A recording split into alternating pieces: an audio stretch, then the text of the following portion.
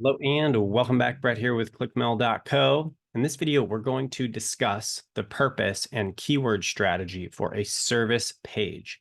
Now, a service page is instead of a product page, is a service page, and it is to get people to either sign up or purchase a service that you offer. Now, with a service page, you're going to be going after keywords that are commercial intent, meaning this is the guy, the Simpsons guy that's holding his money and he's like, be quiet and take my money.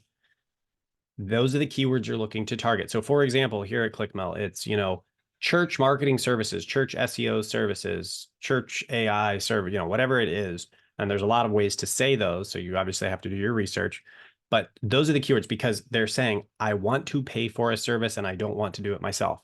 And then you give a page for that and you say, sign up now, pay now, book your call, get your free tour, whatever it is that you're offering, that lead magnet, then that's what you put on that page. Those are what businesses would call the money page.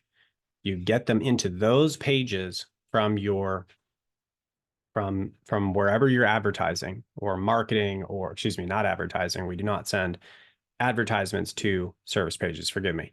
But if you're showing up organically on Google, you want a service page to show up for keywords where people are buying. So that's pretty straightforward. When they have high commercial intent, high consumer intent, they're ready to purchase. You send them to a service page and you say, this is the service you are looking for that solves your problem. Insert call to action here.